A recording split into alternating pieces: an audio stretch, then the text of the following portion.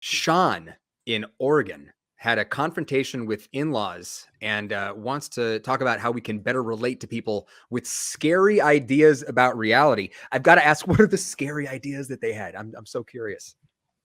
Oh man, God, was it awful? I seriously, all I did was, and I'll give you a little background about myself. So, I'm an agnostic atheist, and what I basically mean by that is, if I'm here to learn, and I guarantee you, if I think I know something, I want to, show it through an experiment. I want to be able to use scientific method to figure that out. And so I also appreciated Joe. I too am in recovery, and I can kind of sum up what higher power means. It just means me when I'm not wasted and giving myself a chance, to live life on life's terms. And what I mean, I'm using all lowercase letters there. So in other words, I came to realization that, there is a wonderful, wonderful universe out there, and we know very little about it. We know even less about the human mind. And what I've learned since I've been sober is that I'm married. I've got 2 beautiful kids. I mean, oh my gosh, and I'm 50. And it's like, I don't feel like I'm 50. I feel like I've been preserved in a bottle, and here I am. But what ended up happening, guys, is this. My daughter, she's about 5.5 now, and getting ready. She's going to school, and we've had a shitload of these, restrictions. So kids weren't allowed to go to school. They were on Zoom and on and on. And finally, she's going back to school, and I realized that my wife's parents are serious fundamental Christians who don't believe going to church will save them, and only they can save everybody. And it's almost as if in order to get in their family, they have to, put you through the ringer, and you have to answer 3 questions. And the first question is, do you believe in Jesus Christ? Do you believe he died for us and, risen again? And I'm sitting here going, I've been to churches, and I've been drunk going to those churches, and I never felt a presence other than, bad breath and dizziness. And that was my doing. And so I've come and I've listened to the, Atheist Experience and Talk Heathen. I'm a big fan. And so I tried to do my homework, and I listened to Matt Dillahunty and followed his, why the Bible is immoral and sections of that. And I went over to my wife's house and met with her mom. It's kind of like the weirdest intervention, because her mom reminds me of someone who's just high all the time and thinks, I don't know what she thinks, but it's scary. She makes eye contact, and it's like I'm talking to a person, but she just went on and said, well, just want to tell you right off the bat, I don't believe in evolution. And I'm like, okay, that really helps. How am I supposed to, relate? And then she goes, and second of all, go ahead. Oh, so sort of regardless of what else they said, everything's going to depend on what your goals are here. What do you want to happen? What's the ideal outcome for you? Well, here's the thing. One thing I can tell you about being in recovery is this: I have to stop future tripping. And here's my trip. I'm freaked out that my daughter is going to be indoctrinated, and she's going to come back thinking that if she doesn't do certain things, I'm just afraid my in-laws are going to say some like weird shit to her about, going to hell or, this, that, and the other thing. And it, I've just seen it happen before. I've watched kids go through that.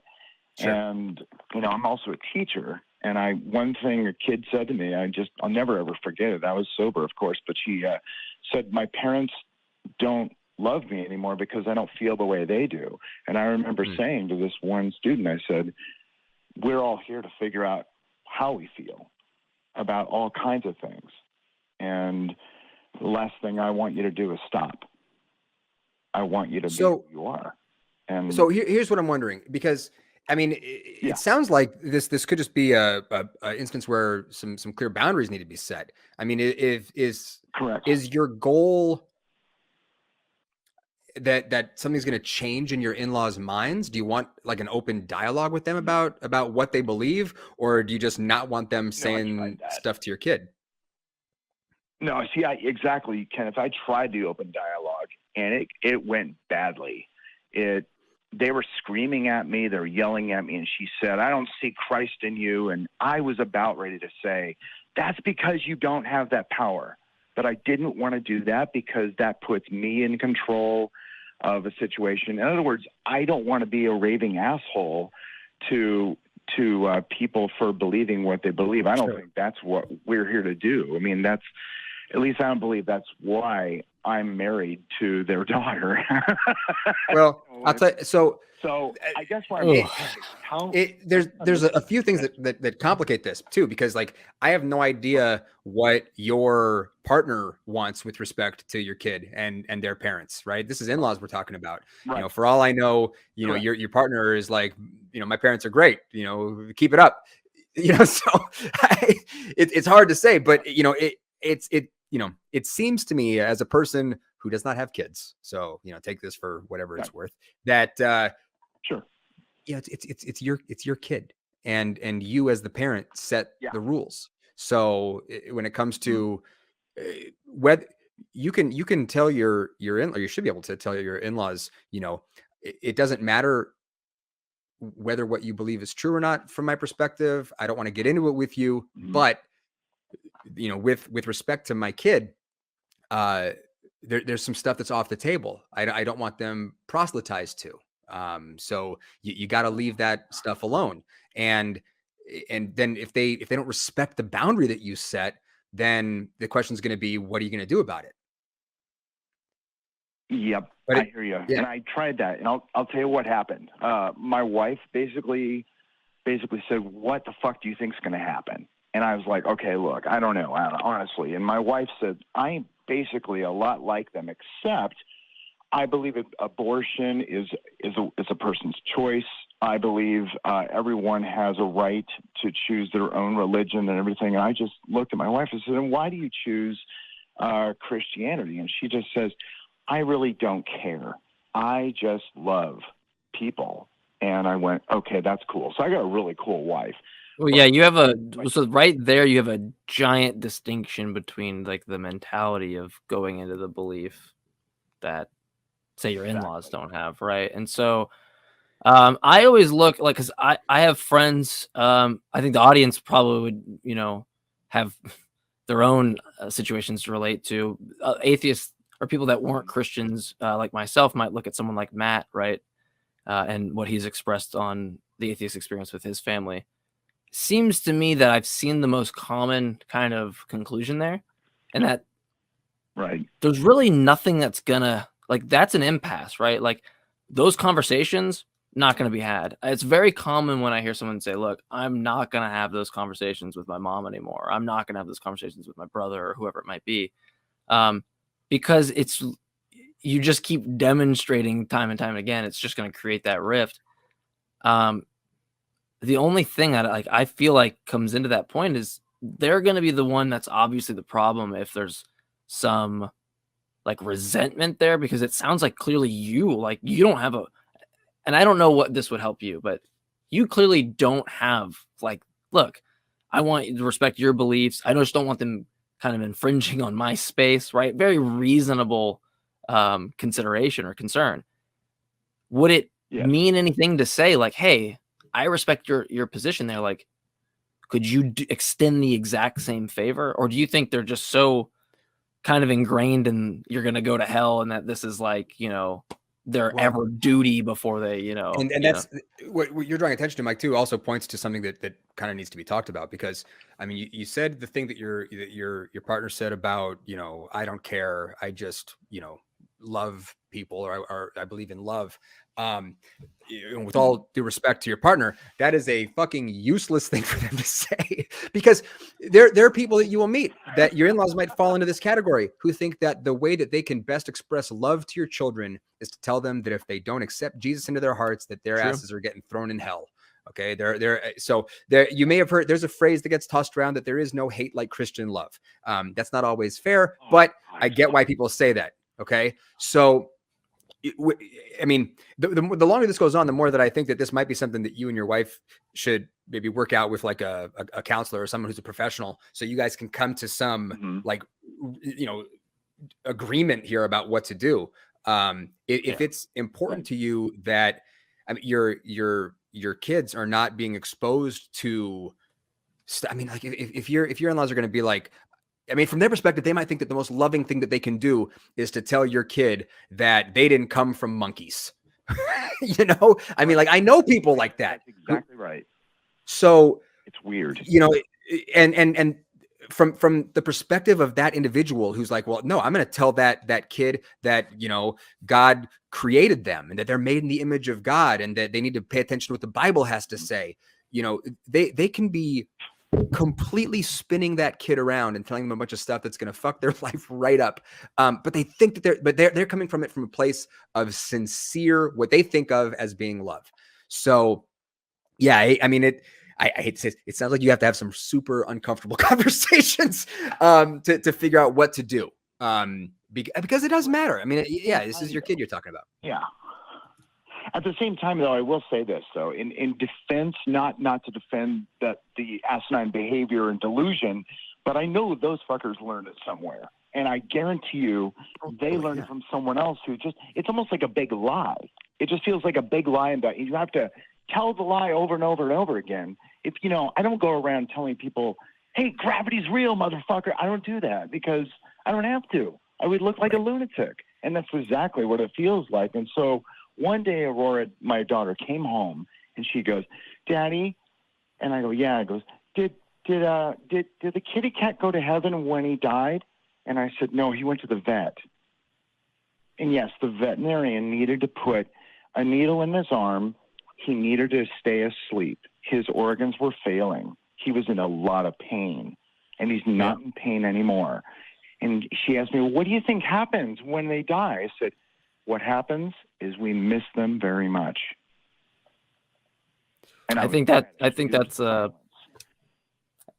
good answer in terms of, like, you know, like that's sure. I wish more parents would do that as opposed to I mean, because as a kid I remember them telling me my gerbil was like in heaven and I didn't believe in that and I was very conflicted, like, wait, should I be believing in this thing? Like, is that a thing? Like, you know, I wasn't taught this, you know, like, so it's very weird for a child to hear it. I remember that being a kid and being like, wait, what? My life is now completely different, you know, like hearing this. Yeah, and it's a thing to I mean, it's a thing from my perspective to be mindful of. You know, like my wife and I we're in the sort of earliest stages of talking about wanting to try to have some kids, and you know, from my perspective, my kids, I know that they're going to be, you know, under attack from every angle with, you know, my kids are going to have TikTok and they're going to open it up and see the guy with the crystals and the faith healers and all the psychics and all the bullshit. So there's no way for me on like a macro level to just like insulate them from, you know, bullshit that's going to be, you know, peddled to them. Best I can hope to do is give them the critical thinking skills to sort it out. Right. It's everyone talks about, you know, with respect to kids, it's better to teach them how to think than what to think. Right. So it's sort of like, as I'm trying to be helpful here to you I mean, there's two battles here that you're going to be fighting. One is just giving your kid the cognitive equipment to make sense of the world and to be a critical thinker. And the other is, I mean, in your immediate family, this is one of the few places where you should have some real control over what people are saying to your kids. You know, if your kid goes off to school and some rando on the playground tells them something, whatever, there's not a whole lot you can do about that, you know. But if it's your in-laws telling your kids that evolution's not real, yeah, that's where you can set boundaries. I mean, yeah, right. See, I wondered if this is what happened, Kenneth. I wonder also, Mike, what Mike said made a lot of sense because I'm not I never ever had any kind of denomination because my brain doesn't work like that. It never has. And I actually saw at a very early age, you know, using profanity on the playground in like first grade and having my friends come up to me who I thought were my friends saying, you're going to go to hell for saying those words. And I'm like, really? Okay. And I went home and told my grandmother, and she said, do you know Michael Douglas? And I said, yeah. Do you think he should go to hell? I'm like, I don't care. And he goes, yeah, he makes a lot of money saying those words. I'm like, okay. She goes, well, don't say it unless you get paid. fine. So it was a real, semantic argument, and I always love thinking critically. And I'll tell you this about Aurora. I'm not really too concerned about her sanity as much as I am mine when I'm around the family, because Aurora's high in math right now. Somehow she's just figured out how to count to 1,000. I don't remember teaching her that, but she just picked up a Richard Scarry book and just breezed through it. I'm like, damn. And she can recite the alphabet and write it. But when it comes to art, she doesn't like drawing in the lines. She doesn't like following absolute direction. And so to me, in a sense, that's good, because, art is a lot like, oh, you have to trace this certain line and this. That's almost like you're following someone else's interpretation of what you should be doing. And I'm happy that she doesn't do that. I'm glad she thinks for herself. And, more power to her. That's really what makes, art and artists, amazing. But for myself, here's where I am.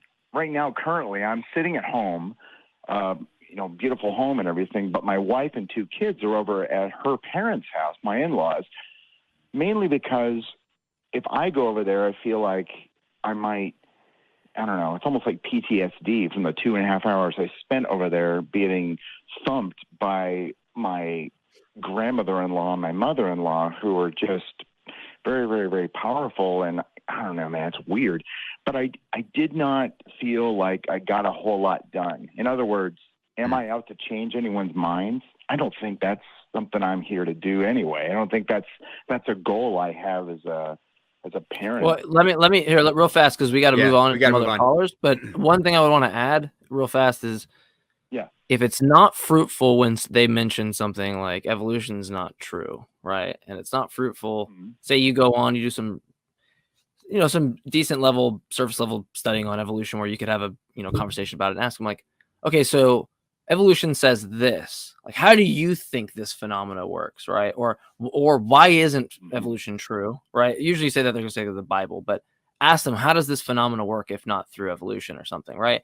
And got it. It doesn't work all the time. And if they're going to be somebody that's going to combat, just get really combative with you, probably not the best thing. But I have noticed that some people, when like they're flat earthers or people I know that I talk to, like I talked to somebody the other day at the gas station about astrology, right? And I asked them if they, because they asked me what my sign was, right? And I straight told him, I go, you realize that's not true, right? I just was like immediately like, I'm gonna just have a conversation with you about this, and I explained to him, I was like, look, the sun no longer sets over, and I could have mentioned all these reasons, like the sun no longer, rises over these constellations. We're off. The sign's not the same. But instead, I halfway through was like, right.